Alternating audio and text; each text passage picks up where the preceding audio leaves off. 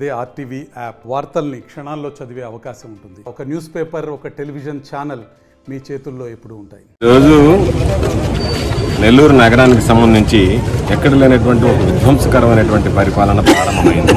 కూటమి నేతృత్వంలో కక్ష సాధింపులు, ఇళ్లని వైఎస్ఆర్ కాంగ్రెస్ పార్టీకి సంబంధించినటువంటి వాళ్ళ ఇళ్లను కూల్చివేయడం, దారుణమైనటువంటి సంఘటనలు జరుగుతున్నాయి. అందుకని ఈరోజు నెల్లూరు నగర నియోజకవర్గ ఇన్ఛార్జిగా ఉన్నటువంటి సోదరులు పర్వతిరెడ్డి చంద్రశేఖర్ రెడ్డి గారి ఆధ్వర్యంలో మేమందరం కూడా ఈరోజు రావడం, ఆ కుటుంబానికి సంబంధించి జరిగినటువంటి ఆస్తి నష్టాన్ని పరిశీలించడం, తర్వాత ఖచ్చితంగా వైఎస్ఆర్ కాంగ్రెస్ పార్టీ అన్ని విధాలు అండగా ఉంటుందని చెప్పి ఆ కుటుంబానికి భరోసా ఇవ్వడం జరిగింది. మున్సిపల్ అధికారులకి, మున్సిపల్ సిబ్బందికి నేను చెప్పేది ఒకటి, పైన ఉండేటువంటి అధికారులు ఆదేశాలు జారీ చేస్తారు. మీరు ఇష్టారాజ్యంగా వ్యవహరిస్తే ఏకపక్షంగా పక్షపాత ధోరణితో ఎవరైతే వైఎస్ఆర్ కాంగ్రెస్ పార్టీకి సంబంధించి ఉన్నారో వాళ్ళ మీదనే దాడులకు పూనుకుని మిగతా వాళ్ళని వదిలేస్తాం, మిగతా ఏమీ పట్టించుకోము, వైఎస్ఆర్ కాంగ్రెస్ పార్టీ అంటే మాత్రం మేము దాడులు కొనసాగిస్తాము అంటే చూస్తూ ఊరుకునేటువంటి పరిస్థితి ఉండదు. నిన్న సాయంకాలం దొంగచాటుగా వచ్చి ఆ ఇంటిని కూల్చివేశారు. కాబట్టి తప్పనిసరిగా రాబోయేటువంటి రోజుల్లో ముందస్తు సమాచారం అంటే మేమందరం వస్తాం, వైఎస్ఆర్ కాంగ్రెస్ పార్టీ శ్రేణుల పక్షాన్ని నిలబడి పోరాడతాం. కాబట్టి తప్పనిసరిగా శాంతి భద్రతలకు విఘాతం కలిగేటువంటి పరిస్థితులు ఏర్పడతాయి. మా మీద ఇప్పటికీ చాలా కేసులు పెడుతున్నారు. కేసులకి, అరెస్టులకి, జైలుకి భయపడేటువంటి వాళ్ళం కాదు. వైఎస్ఆర్ కాంగ్రెస్ పార్టీకి మరలా ప్రజల్లో ఈరోజు అత్యంత ఆదరణ ప్రారంభమైంది. ప్రతి ఒక్కరు కూడా వైఎస్ఆర్ కాంగ్రెస్ పార్టీ వైపు చూసేటువంటి పరిస్థితుల్లో మరలా జగన్మోహన్ రెడ్డి గారి ప్రభుత్వం వస్తుంది. అధికారం ఎవ్వరికీ శాశ్వతం కాదు. ఆ అధికార బదిలీ జరిగిన తర్వాత రేపు జరిగేటువంటి రోజుల్లో వీళ్ళు ఎవరు కూడా తట్టుకుని నిలబడేటువంటి పరిస్థితి కూడా ఉండదు.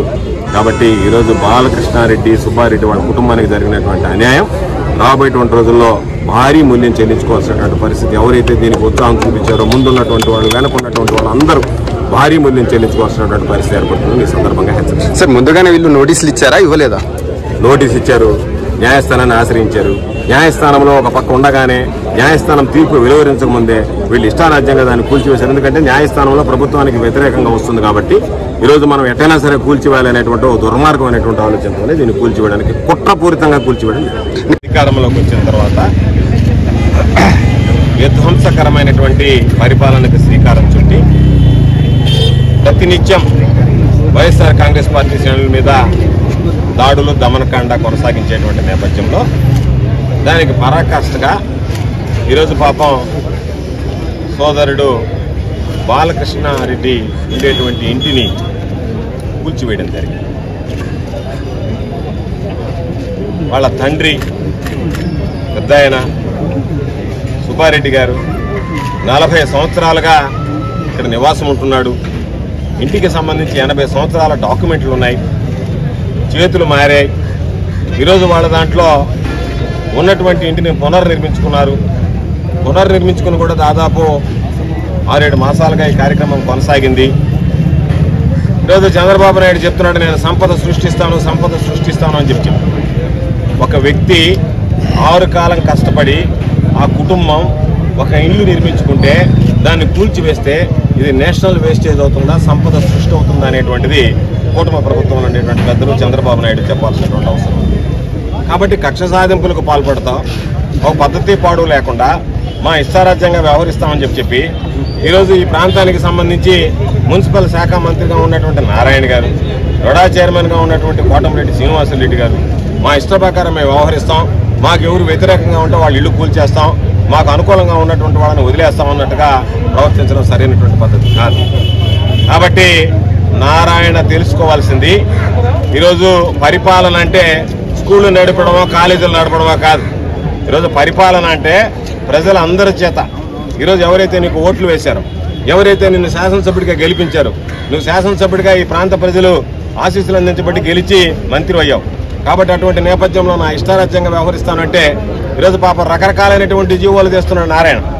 ఒక జీవో కూడా తీసుకురా, వైఎస్ఆర్ కాంగ్రెస్ పార్టీకి సంబంధించినటువంటి కొట్టేస్తాం, తెలుగుదేశం పార్టీ వాళ్ళు జోలికి పోమని చెప్పి జీవో తెస్తే అదేనా తెస్తే బాగుంటుంది తప్ప అవన్నీ పక్కన పెట్టి ఇదేమో మీ జాగీర్లాగా, మీ ఇష్ట ప్రకారం మీకు ప్రజలు ఓట్లు వేసి గెలిపించింది మీకు ప్రజలకు సేవ చేయమని కానీ మిమ్మల్ని జాగీర్లాగా ఏలమని కాదు.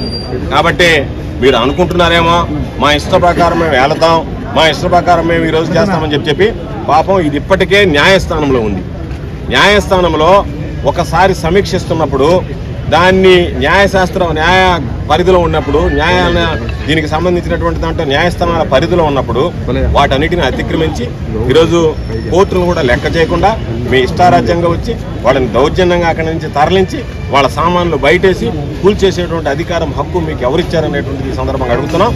కాబట్టి మరలా చెప్తున్నాం, కమిషనర్ గారు, మున్సిపల్ అధికారులు మీరు కొంతమంది అత్యుత్సాహం ప్రదర్శిస్తున్నారు. కాబట్టి కొంతమంది మున్సిపల్ అధికారులు కిండలు పడుతున్నారు.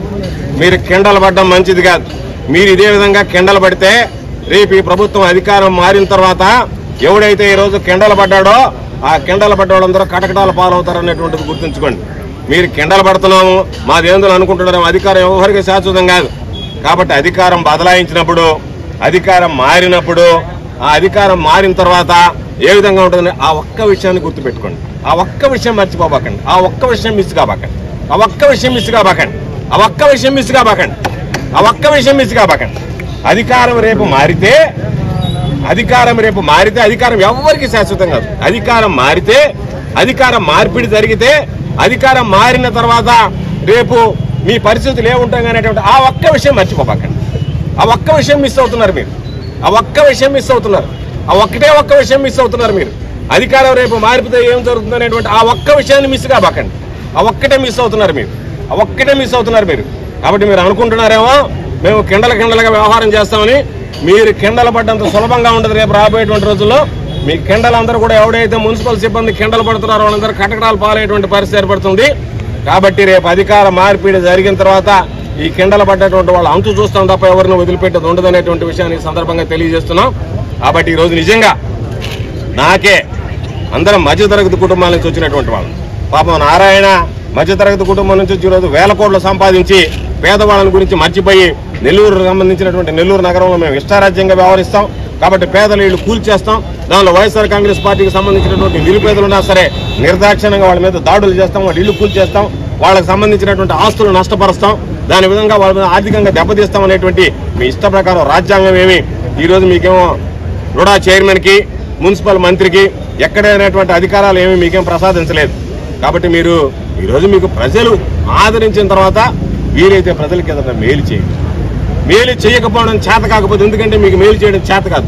నిద్రలేస్తే వ్యాపార లావాదేవీలు చేసేవాళ్ళు, నిద్రలేస్తే నాకు ఎంత వస్తుందని ఆలోచన చేసేవాళ్ళు తప్ప ఎంత స్కూల్ ఫీజులు వసూలు చేయాలా, ఎంత స్కూల్ ఫీజులు పెంచాలా, ఏ విధంగా రెడ్ క్రాస్ హాస్పిటల్స్ కొట్టేయాలనేటువంటి ఆలోచన చేసేవాళ్ళు.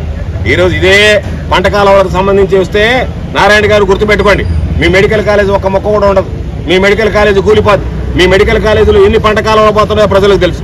మెడికల్ కాలేజీలు ఎన్ని పంట కాలంలో పోతున్నాయో నీకు తెలుసు. కానీ మేము అధికారంలో ఉన్నప్పుడు 10 మందికి సేవ చేసేటువంటి ఆ వైద్యశాలను కూల్చేస్తే ఏమొస్తుందనేటువంటి జగన్మోహన్ రెడ్డి గారి ఆలోచనతో కనీసం నీ దగ్గరకు కూడా రాలేదు, నిన్ను పట్టించుకోలేదు, నిన్ను ఎప్పుడూ అసలు లెక్కలో కూడా వేసుకోలేదు మేము. అటువంటిది ఈరోజు నువ్వు ఎక్కడా కనపడకుండా 4 సంవత్సరాలు 9 నెలలు చివరి 3 నెలల్లో వచ్చి ఆ 3 నెలల్లో ఈరోజు నేను అది చేశాను ఇది చేశానని చెప్పి విధ్వంసకరమైనటువంటి పరిపాలన శ్రీకారం చుడతామంటే చూస్తూ ఊరుకునేటువంటి పరిస్థితి ఉండదు. కాబట్టి నువ్వు చేసేటువంటి ఈ పనులు నెల్లూరు నగరం ఇప్పటికీ ఏసడించుకుంటుంది. ఇటువంటి వ్యక్తిని ఎందుకు గెలిపించామని బాధపడుతుంది. ఇటువంటి నేపథ్యంలో మేమందరం కూడా నిన్న జరిగినటువంటి సంఘటనని మా ఇన్ఛార్జి శాసనమండలి సభ్యుడు చంద్రశేఖర్ రెడ్డి వచ్చి ఇక్కడ చూసిన తర్వాత పాపం నాకు వచ్చి చెప్పాడు, అన్న దారుణం, నాకే కళ్ళ వెంబడి నీళ్లు వచ్చాయి. పాపం దాదాపుగా ₹1 కోటి ఆస్తి నష్టం జరిగింది ఆ స్థలంతో సహా. విలువైనటువంటి స్థలం. అటువంటి స్థలంలో పాపం ఎన్నో సంవత్సరాలుగా కాపాడుకున్నటువంటి ఆ స్థలంలో ఏదో రూపాయి చేర్చి వాటితో ఏదో పాపం భవనం నిర్మించుకుంటే దానిని చూస్తే దాన్ని కూల్చివేయడానికి మనసు ఎలా ఒప్పిందని బాధిస్తుంది. పాపం వాళ్ళిద్దరిని చూస్తే నిజంగా బాధ కలుగుతుంది. ఒక వ్యక్తి ఎంత కష్టపడితే, ఎంత కూడబెట్టుకుంటే ఒక మధ్యతరగతి కుటుంబం అంత మాత్రం 2 అంతస్తుల భవనం నిర్మించుకోగలుగుతుంది. వాళ్ళు ఏమనుకుంటారు, వాళ్ళ ఆలోచనలు ఏ విధంగా ఉంటాయి. ఒక ఇంట్లో మనం ఉండి ఒకటి రెంట్కి ఇచ్చుకుంటే ఏదో మన జీవితకాలం నడిచిపోతుందని ఆలోచన చేసేటువంటి వ్యక్తులు జీవితాల మీద, వాళ్ళ ఆశల మీద నీళ్లు చల్లేటువంటి విధంగా మీరు ప్రవర్తించారు. కాబట్టి మరలా వైఎస్ఆర్ కాంగ్రెస్ పార్టీ శ్రేణులకు అందరికీ చెప్తున్నాం, నేను నాతో పాటు ఈ ప్రాంతానికి సంబంధించి జగన్మోహన్ రెడ్డి గారి ఆశీస్సులతో ఈ నియోజకవర్గానికి ఇన్ఛార్జిగా కొనసాగుతున్నటువంటి సోదరుల పర్వతరెడ్డి చంద్రశేఖర్ రెడ్డి గారు, మేమిద్దరం కూడా వైఎస్ఆర్ కాంగ్రెస్ పార్టీకి సంబంధించినటువంటి శ్రేణులకు అండగా ఉంటాం. దీని ఇంతటితో విడిచిపెట్టాం, న్యాయ పోరాటం చేస్తాం. ఎవరైతే కిండలు పడుతూ అత్యుత్సాహం ప్రదర్శించారో వాళ్ళ మీద రాబోయేటువంటి రోజుల్లో తీవ్రమైనటువంటి చర్యలు తీసుకుంటాం. ఎవరిని వదిలిపెట్టేటువంటి పరిస్థితి ఉండదు. ఈరోజు మీలాగా రెడ్ బుక్లు రాయాల్సినటువంటి పని లేదు. ఈ ప్రాంతానికి సంబంధించి ఆ కుటుంబమే మీ మీద బుక్ రాస్తుంది. ఆ కుటుంబమే ఎవరెవరు వచ్చారు, ఎవరెవరు ఓవర్ యాక్షన్ చేశారో చెప్తుంది. ఆ ఓవర్ యాక్షన్ చేసినటువంటి వాళ్ళని నేను చెప్తున్నా, అధికారం శాశ్వతం కాదు. ఎప్పటికైనా గుర్తుంచుకొని మీ పై అధికారులు చెప్పొచ్చు. రేపు కలెక్టర్ గారు ఏడు ఉన్నాడు, మీ కమిషనర్ గారు మీకు కనపడ్డు. ఈ రోజు చెప్పినటువంటి నారాయణ 4 సంవత్సరాలు 9 నెలలు ఓడిపోయిన తర్వాత ఎటు పత్తా లేకుండా పోయాడు, అటే విధంగా వెళ్ళిపోతాడు. కాబట్టి మీరు ఉద్యోగం చేయాలి, మీరు ఇక్కడ ఉండాలి. ఈ రోజు ఆ కుటుంబం ఎంత బాధపడుతుందో అంతకు 10 రెట్లు రేపు మీ కుటుంబాలు బాధపడేటువంటి పరిస్థితి వస్తాయి. కాబట్టి మున్సిపల్ అధికారులు కానీ పోలీసు అధికారులు కానీ నేను మరలా చెప్పేది, మీరు అత్యుత్సాహం ప్రదర్శిస్తే, అన్యాయంగా చట్టాలను అతిక్రమించి వ్యవహరిస్తే రాబోయేటువంటి రోజుల్లో భారీ మూల్యం చెల్లించుకోవాల్సినటువంటి పరిస్థితి ఏర్పడుతుందని తెలియజేస్తున్నాం. ఈ విషయాన్ని ఎవ్వరూ వదిలిపెట్టాం. ఎందుకంటే వైఎస్ఆర్ కాంగ్రెస్ పార్టీకి సంబంధించినటువంటి ప్రతి వ్యక్తి మా కుటుంబ సభ్యులతో సమానం. ఇది వైఎస్ఆర్ కాంగ్రెస్ పార్టీ కుటుంబానికి జరిగినటువంటి అన్యాయం, వైఎస్ఆర్ కాంగ్రెస్ పార్టీ కుటుంబం మీద చేసినటువంటి దాడి. కాబట్టి దీన్ని ప్రతిఘటిస్తాం. దీనికి సంబంధించి ఎన్ని రకాలైనటువంటి న్యాయపరంగా ముందుకు వెళ్తాం. రేపు అధికారంలోకి వచ్చిన తర్వాత ఎవరైతే చట్టాన్ని అతిక్రమించి అన్యాయంగా పాపం దాడులు చేసి ఇంటిని కూల్చివేశారో వాళ్ళ మీద కఠినమైనటువంటి చర్యలు తీసుకోవడం జరుగుతుందని చెప్పే సందర్భంగా తెలియజేస్తూ, ప్రతి వైఎస్ఆర్ కాంగ్రెస్ పార్టీకి సంబంధించి ఈ జిల్లాలో నెల్లూరు నగరానికి సంబంధించి సోదరుడు పర్వతిరెడ్డి చంద్రశేఖర్ రెడ్డి గారి ఆధ్వర్యంలో మేమందరం అండదండల నుంచి రాబోయేటువంటి రోజులు ఎటువంటి ఏవి జరిగినా సరే ప్రతిఘటించడానికి సిద్ధంగా చూసే ఉంటారు. వెనకాల ఉన్నటువంటి ఒక వైఎస్ఆర్సీపీ కార్యకర్త బాలకృష్ణారెడ్డికి సంబంధించినటువంటి ఇల్లు, కేవలం ఆ ఇంటి ఒక్కదాన్ని మాత్రమే టార్గెట్ చేసి అంత పెద్ద భవనాన్ని సుమారుగా 50 లక్షల రూపాయలు ఖర్చు పెట్టి కట్టుకున్నటువంటి ఆ ఇంటిని కళ్ళ ముందే ఆయన వాళ్ళ నాన్న ఒక వృద్ధుడు, ఆరోగ్యం కూడా బాగలేనటువంటి వ్యక్తి, బీపీ ఎక్కువగా ఉన్నటువంటి వ్యక్తి, ఆయన కళ్ళనీళ్ళు పరిహంతం అవుతా ఉన్నాడు. వారు తీసుకొచ్చి జేసీబీలను తీసుకొచ్చి మొత్తం బిల్డింగ్ అంతా ఆ విధంగా సర్వనాశనం చేస్తూ ఉంటే ఆ ఒక్క కుటుంబమే కాదు, ఇక్కడ ఉన్నటువంటి ప్రతి ఒక్కరు కూడా అయ్యో అనిపించింది. సో నారాయణ గారికి ఒకటే చెప్తా ఉన్నా, ఎందుకు ఈ విధ్వంసం? నెల్లూరులో ఏం చేయాలనుకుంటా ఉన్నారు? మీకు 70,000 ఓట్లు మెజార్టీతో గెలిపించినారే, అంత మాత్రం మీకు గుర్తు రావట్లేదా? ఈ విధంగా ప్రజల్ని ఇబ్బంది పెడతారా? ఎక్కడ పడితే అక్కడ మీరు నెల్లూరుని నాశనం చేయడానికి ప్రయత్నిస్తూ ఉన్నారు. మీరు ఒక్కసారి ఆలోచించండి. ఈ ఏరియాలో ఉండేదంతా డాక్టర్లను అంతా కూడా కక్ష కట్టుకుని వేధిస్తూ ఉన్నారు. వాళ్ళు పెట్టుకున్నటువంటి బోర్డులను తీసేస్తూ ఉన్నారు. వాళ్ళకు ఉన్నటువంటి బిల్డింగ్ను కోల్దొస్తూ ఉన్నారు. చాలా మంది అంటూ ఉన్నారు, నారాయణ హాస్పిటల్ ఉంది, మా హాస్పిటల్స్కి కనీసం బోర్డులు కూడా లేకుండా చేస్తూ ఉన్నారు, ఈ హాస్పిటల్ దెబ్బతినాలని ఆలోచనతో వాళ్ళు వెళ్తా ఉన్నారు అని. ఈరోజు ఇక్కడ ఉన్నటువంటి ప్రతి డాక్టర్ కూడా పొగతాడులో ఉండే డాక్టర్లు అందరూ కూడా వేదన పడతా ఉన్నారు. వారిని ఆ విధంగా ఇబ్బంది పెడుతున్నారు. రెండోది రియల్ ఎస్టేట్ రంగం. రియల్ ఎస్టేట్ రంగానికి సంబంధించి మీరు ఒక జీవో తీసుకొని వచ్చారని చెప్పారు. కానీ అక్కడ ఉన్నటువంటి రియల్ ఎస్టేట్లో ఉన్నటువంటి ప్రతి ఒక్కరిని కూడా అన్నిటి కూడా కొలదోస్తామంటాం. డెవలప్మెంట్ యాక్టివిటీస్ ఇంకే విధంగా జరుగుతాయి? అందరికీ కూడా నోటీసులు ఇచ్చి అక్కడ కొనుక్కున్నటువంటి చిన్న అంటే 15 అంకణాలు 20 అంకణాలు కొనుక్కుంటే వాళ్ళందరికీ కూడా నోటీసులు ఇచ్చి అక్కడ ఏమైనా బిల్డింగులు కట్టుకుంటే వాటిని కొలదోస్తూ ఉంటారు. ఇకపోతే పేదవాళ్ళకి సంక్షేమ పథకాలు ఇస్తామని చెప్పి వాళ్ళకి ఇవ్వకుండా వాళ్ళకు ఉన్నటువంటి 5 అంకణాలు 3 అంకణాలు చోట్లలో కూడా టేపులు పెట్టి మరీ కొలిచి వాళ్ళకి వేలల్లో రూపాయలు ఫైన్ ఈ ట్యాక్సులు కట్టాలని చెప్పి ఆ ట్యాక్సులు కట్టకపోతే వాటర్ని కట్ చేయడం, అదేవిధంగా కరెంటును కట్ చేయడం, ఈ విధంగా మొత్తం నెల్లూరు సిటీని మొత్తం కూడా ఒక విధ్వంసాన్ని సృష్టిస్తూ ఉన్నారు. ఇది మంచి పద్ధతి కాదని నారాయణ గారికి తెలియజేస్తా ఉన్నాం. ఇకపోతే రెండోది శ్రీనివాసరెడ్డి గారు మీకు ఒక విషయం గుర్తుపెట్టుకోండి, ఒక మనిషి మనకు సహాయం చేస్తే ఆ మనిషిని మర్చిపోకూడదు. ఇదే బాలకృష్ణారెడ్డి వాళ్ళ నాన్న మీరు కార్పొరేటర్గా ఈ ఏరియాలో నిలబడినప్పుడు మీకు అవుట్ రేటుగా సహాయం చేసి ఆయన గెలిపించినాడన్న కారణంగా ఆనవాళ్ళు దాన్ని పడగొట్టినారని చెప్పి ఆ రోజుల్లో ఇక్కడ వాళ్ళు చెప్పుకుంటా ఉన్నారు. మరి అదే నీకు సహాయం చేసిన వ్యక్తిని మర్చిపోయి ఈరోజు నువ్వు టీడీపీకి వాళ్ళు ఓట్లు వెళ్ళారన్న కారణంగా జగన్మోహన్ రెడ్డి గారికి అండగా ఉన్నారన్న కారణంగా ఈ విధంగా విధ్వంసం ఎవరూ చేయలేదు. ఏదైనా చేస్తే చిన్నగా బెదిరించి ఉంటారేమో కానీ ఈ విధంగా బిల్డింగులు పగలగొట్టడం అనేది ఎక్కడ కూడా జరగలే. మరి ఏ విధంగా నీకు మనసు చెప్పింది? దానికోసం కోర్టుకు వెళ్ళి ఆ బిల్డింగ్ను పగలగొట్టాలని చెప్పి నువ్వు చేసిన ప్రయత్నాలన్నీ కూడా ప్రతి ఒక్కరు కూడా ఎవరు కూడా విధ్వంసాన్ని ఎవరు కూడా హర్షించరు. మరి మీరు చేసినటువంటిది ఈరోజు నెల్లూరు జిల్లా ప్రజలు కాదు, నెల్లూరు నగరంలో ఉన్నటువంటి ప్రతి ఒక్కరూ కూడా మిమ్మల్ని అసహించుకుంటా ఉన్నారు. సో ఇది మంచి పద్ధతి కాదు. వైఎస్ఆర్సీపీ శ్రేణులకు కానీ ప్రజలకు కూడా హామీ ఇస్తా ఉన్నాం, ఎలాంటి పరిస్థితుల్లో వైఎస్ఆర్సీపీ సామాన్య ప్రజలకు కానీ ఏ ఒక్క వ్యక్తికి కూడా ఇబ్బంది కలిగినా కూడా తెలుగుదేశం పార్టీ వాళ్ళు చేస్తున్నటువంటి ఇబ్బందుల వల్ల ఎవరికి ఇబ్బంది కలిగినా కూడా తప్పకుండా అండగా ఉంటుంది. అదేవిధంగా బాలకృష్ణారెడ్డి గారు కూడా ఆయనకి 10 రోజుల ముందు నుంచే తెలుసు, కానీ మా దృష్టికి కనుక ఆయన తెచ్చుంటే ఏదో ఒక విధంగా తను కాపాడుకోవడానికి ప్రయత్నించుండేవాళ్ళం. మేము అతను ఇంత దారుణం చేయరు, బిల్డింగ్ను పగలగొట్టేంత పని చేయరు వాళ్ళు అని చెప్పి ఆలోచనతో అతను కొంచెం నిర్లిప్తంగా ఉండడం వల్ల నిన్న సాయంత్రం 3-4 గంటల దాకా ఎవరికి తెలియని పరిస్థితి ఉంది. సో తప్పకుండా అందరికీ కూడా శ్రేణులందరికీ కూడా తెలుగుదేశం పార్టీ వాళ్ళు చేస్తున్నటువంటి అరాచకాలని అక్రమాలని ఏదైనా ఉన్నప్పుడు ముందుగా కనుక మా దృష్టికి తీసుకురాగలిగితే తప్పకుండా అందరికీ కూడా అండగా ఉండడం జరుగుతుంది. కేవలం వైఎస్ఆర్సీపీ వాళ్ళకే కాదు, ప్రజలందరికీ కూడా, ఏ ఒక్కరికి కూడా ఇబ్బంది కలిగినా కూడా, వీరు చేస్తున్నటువంటి ఇబ్బందుల వల్ల ఎవరికైనా ఇబ్బంది కలిగినా కూడా తప్పకుండా వైఎస్ఆర్సీపీ అండగా ఉంటుందని అందరికీ కూడా తెలియజేస్తా ఉన్నాం. ప్రత్యేకంగా ఈరోజు గోవర్ధన్ రెడ్డి గారు జిల్లా అధ్యక్షులు ఇక్కడికి రావడం, వైఎస్ఆర్సీపీ అండగా ఉంటుంది, జిల్లా మొత్తమే, రాష్ట్రం కూడా ఆ కుటుంబానికి కానీ ప్రతి ఒక్కరికి కూడా, నష్టపోయినటువంటి ప్రతి ఒక్కరికి కూడా పార్టీ అండగా ఉంటుందని తెలియజేసినందుకు పెద్దలు గోవర్ధన్ రెడ్డి గారికి నెల్లూరు సిటీ నియోజకవర్గం తరఫున ప్రత్యేకంగా అనేక కృతజ్ఞతలు తెలియజేస్తా ఉన్నాం.